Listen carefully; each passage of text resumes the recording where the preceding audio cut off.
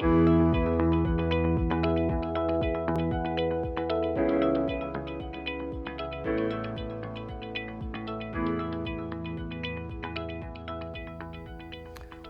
to week 4 of Transformed.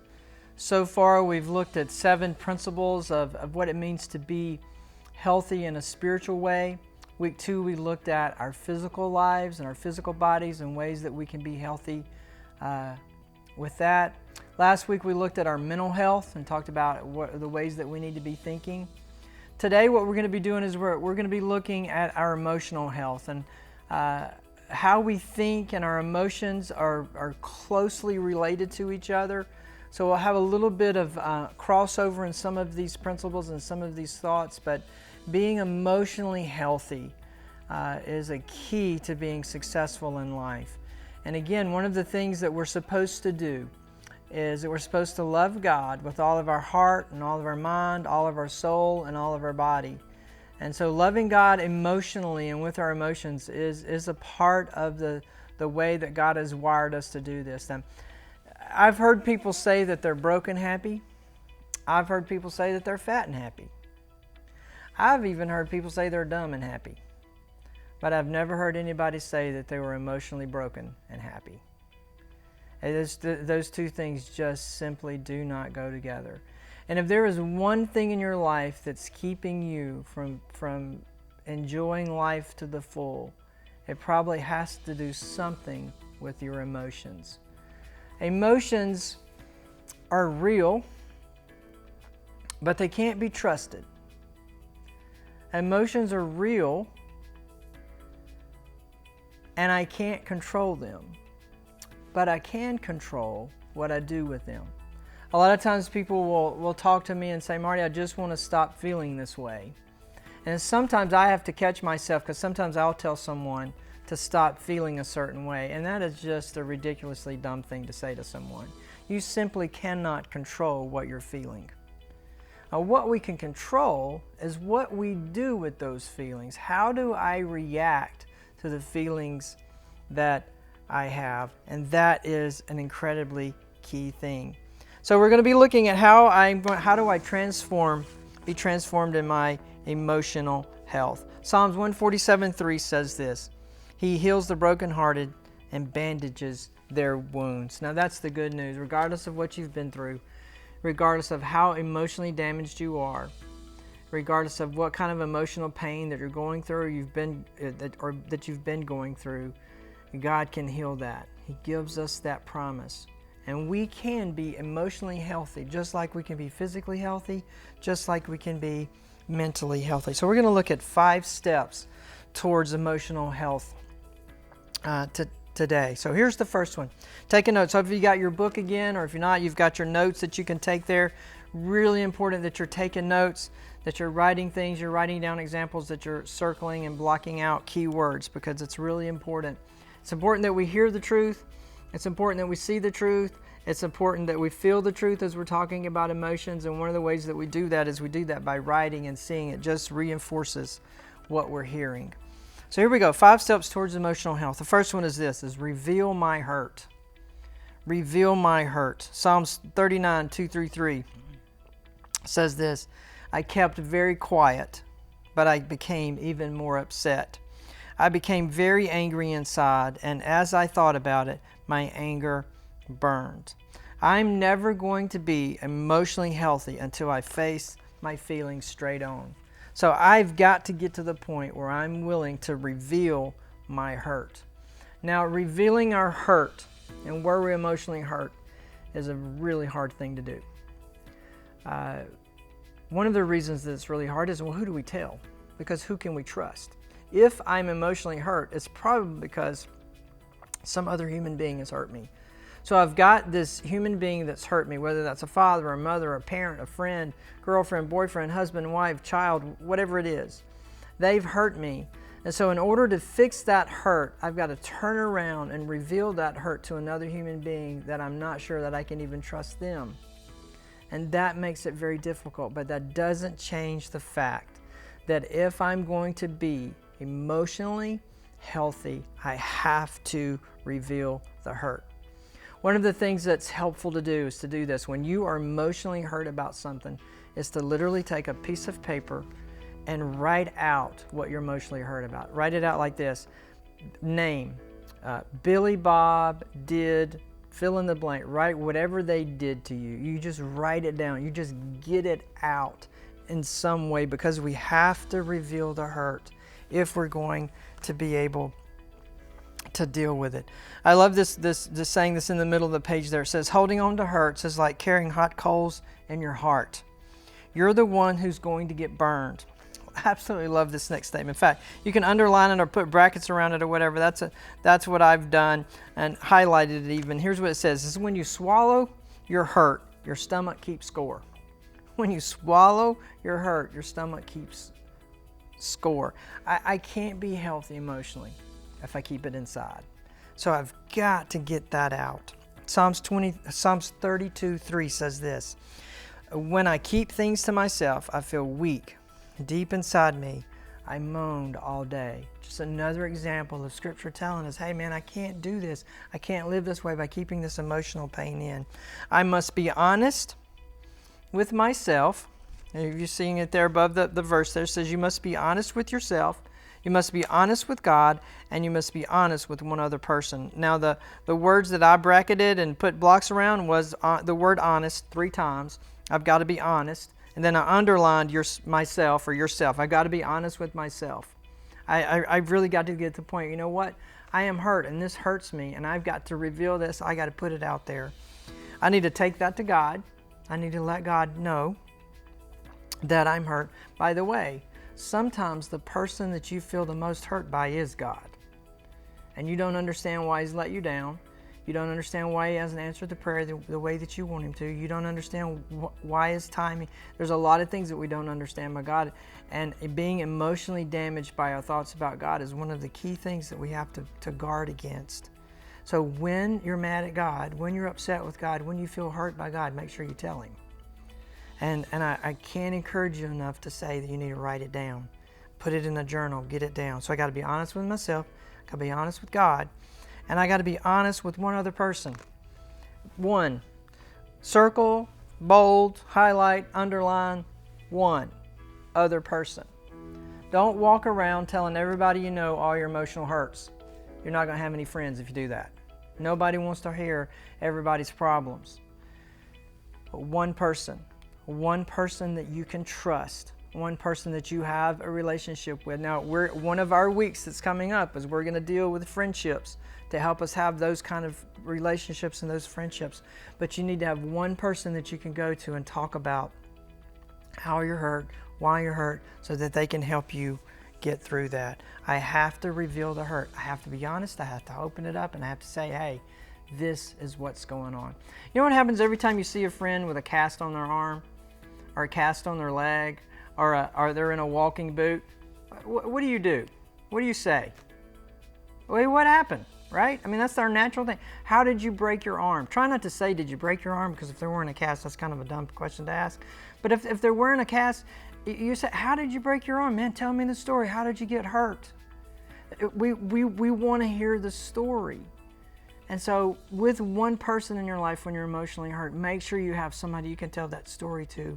And make sure that you're telling it. Make sure you're just getting it out. And maybe you can't find that one person at this point. At least tell God, do it in journal form. Write it down on a piece of paper so that you see it. I tell you, it will help. It is very much therapy when you do that. Here's the second thing, second of the 5 steps. Release those who have hurt me. I have to learn how to release those who hurt me. The first time I heard this, it was from an Anne Lamott book, and I use it all the time. All the time. I use it in my life. I use it in counseling. I use it in teaching all the time. When I refuse to forgive someone, it's like eating rat poison and waiting for the rat to die. When I refuse to forgive someone for how they've hurt me emotionally, it's like me eating rat poison and waiting for the rat to die. When I don't release the hurt, it just hurts me. In fact, a lot of us are walking around carrying emotional hurt. And the person who emotionally hurt us doesn't even know it. And if they knew it, they would make it right. But they don't even know it. And we are simply just wallowing in that hurt. So one of the best ways to do that is just simply release it. It's not, or cannot have. Well, you can have, but if you do it, you're not going to be healthy. If you have this, I want to get even kind of thing, that does not work. So one of the most difficult decisions you'll ever make in life is this, is do I want to get well or do I want to get even? Do I want to get well or do I want to get even? Do I want to be healthy or do I want to make my point or do I want to get even? Romans 5:8 says this, it was while we were still sinners that Christ died for us. Jesus understands this. And even though the person who hurt us, and they may have hurt us, they may be a legitimate hurt, and they may be 100% at fault, I still have to forgive them because that's what's going to make me healthy. Ephesians 4:31 says this, says get rid of all bitterness, rage, anger, brawling, and slander, along with every form of malice. Be kind and compassionate to one another, forgiving each other just as Christ God forgave you. I highlighted those first 4 words and I really put brackets around the word all. Get rid of all. I got to get rid of all of it. Don't keep any a little bit back. Don't do it. Romans 12:17 through 19. Never pay back evil for evil. Never avenge yourself. Leave that to God, for He said that He will repay those who deserve it. Don't take the law into your own hands. That's God's job. God's job is to judge other people. God's job is for the revenge. That's His deal. It's not my deal. My responsibility is to release the hurt. So I've got to reveal the hurt. Got to acknowledge that it's there. Once I acknowledge, I got to release it. Here's how I do that. This is the phrase that helps me release the hurt, and it's dismiss the case. So when someone hurts me, and it's past, and I've forgiven them, and I try to forgive them, and then I take it back. I try to remind myself. I try to speak into my own self, into my own heart, and say, dismiss the case, just like a judge does. Case dismissed. It's like that case has been dealt with. I've forgiven them. God's forgiven them, and I'm moving on. The third thing to have emotional health that we need to do is this: is replace old lies with God's truth. Foundational verse for our whole series of transformation is this: let God transform you into a new person by changing the way you think.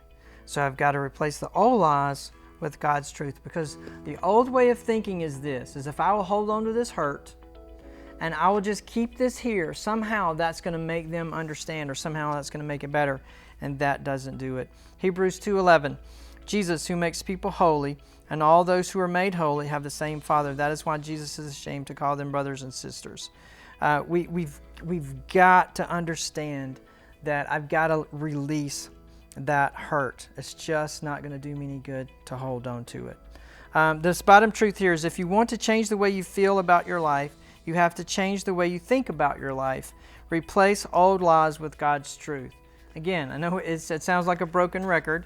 The record is not broken. What's broken is when we don't change the way that we think. We don't allow God to transform us. That's what's broken. And we've got to get that so that He can do that. So if I'm going to be healthy and emotional in a way, I've got to release the hurt. I got to reveal the hurt. Then I got to release the hurt. And then I got to replace the old way of thinking, my old lies that I follow into, with God's truth. And then I got to refocus on the future. That's the fourth one. Refocus on the future. This is Job. Now, I don't know if you know the story of Job. Job's in the Old Testament. It's the oldest book in the Bible. Job's an incredibly wealthy man. He's got lots of kids. Life is perfect. And then everything goes wrong in his life. All of his kids are killed. He loses all of his fortune, and he's covered with this disease and these sores and all of this kind of stuff. Looks like God has left him in every way. This is from Job 11. It says, put your heart right. Reach out to God. Face the world again, firm and courageous. Then all your troubles will fade from your memory like floods that are past and remembered no more. We have to refocus on the future. Dwelling on the past, hanging out in the past, on a past hurt is not going to do you any good. It's not going to do anybody any good. So I've got to refocus and look to the future. My past is not my future. Your past is not your future. The old you is not the new you. And we've got to understand that. Man, it's just I mean, I just see so many people who are walking around with hurt from a long time ago. And I know it's real hurt. Remember, I know emotions are real. What you feel is real. But you don't have to stay in it. You can bury it. You can get past it. You can move on if you choose to do it. The fifth part of being emotionally healthy is this. And it may not seem like it fits, but it is truth. The fifth thing is this. Reach out to others. The best way that you can get over being emotionally hurt is to help somebody. Hands down. The best way you can get over emotional hurt is to help somebody. It's to reach out and to help others. God wants to redeem your pain. He wants to use your experiences to help other people. That's what ministry is all about. There's a lot of times the pain that you have in your life is there because God wants you to use it for His glory. And because if you're talking to someone, if I have a certain thing that happens in my life that I'm emotionally hurt by, the person that's going to help me the most is the person that's been through that. And that's why we have to help others. We've been hurt. We've all been hurt. We all deal with it. We got to reach out and help others. 2 Corinthians 1:4. God comforts us every time we have trouble. So when others have trouble, we can comfort them with the same comfort God gives us. 2 Corinthians 5:17. When someone becomes a Christian, becomes a brand new person inside, he is not the same anymore. A new life has begun. This whole idea of reaching out to others. We talk about it at Anthem Community Church all the time. What we're about, our overall mission is to help people live the truth of Jesus in everyday life. That's what I want for you as an individual and you for your family. I want you to live the truth of Jesus in everyday life. We go about that in three primary ways. We want you to walk with God. By the way, that's what you're doing. You're in a small group. You're going through the study. You're using the devotional. You're going to church. You're walking with God, even if it doesn't feel like it, because feelings do lie. You're walking with God. The second one is add value. The third one is make friends. Add value. This add value component is so important because adding value, not only does it just make you feel good, not only does it help the people that you're helping, it helps you get over your emotional pain and your emotional hurts. Because when you are focusing on someone else, you don't have enough time to focus on yourself. I talk to some of my pastor friends, and sometimes in church life, everything in church life doesn't go well, and there can be a little bit of bickering and fighting and all that kind of going on. And since we are a portable church, and we have to work really hard just to have church, this is what I tell some of my pastor friends. I says, listen, we don't have a lot of that junk in our church because we're too busy setting up church to have church, and nobody has enough time to stand around in the halls and complain about the pastor. And when you have enough time to stand around and sit around and think about your pain instead of getting out and helping somebody, then your emotional health isn't going to improve. But when you get out and start helping people, it's going to help you. Because here's something else that happens. When you get out and start helping other people, you realize your story is not as bad as you think. There's always somebody in a worse position that will give you the ability to say, you know what, I got a lot to be thankful for. So, walking with God, adding value, making friends. If I'm going to be emotionally healthy, then what I've got to do is I've got to do 5 things. Reveal the hurt, release the hurt, or dismiss the case. I got to replace old lies with God's truth. I got to refocus on the future. Past is past, can't do anything about it. And I got to reach out and help others. So I hope that gives you some good things to talk about in your group. And as you gather and talk about the questions that are in the discovery questions and have some good conversations. Remember, what's the only dumb question? Yep, that's right. It's the question that's not asked. So make sure you have good conversation. And more important than that, I hope you have some good application. So spend this next week. Make sure you do the devotionals every day. If you miss a day, don't worry. Keep going. Pick up right where you left off. And then we hope to see you on Sunday. And then we'll be back here next week to look at our next session. So gather together and help each other live the truth of Jesus in everyday life.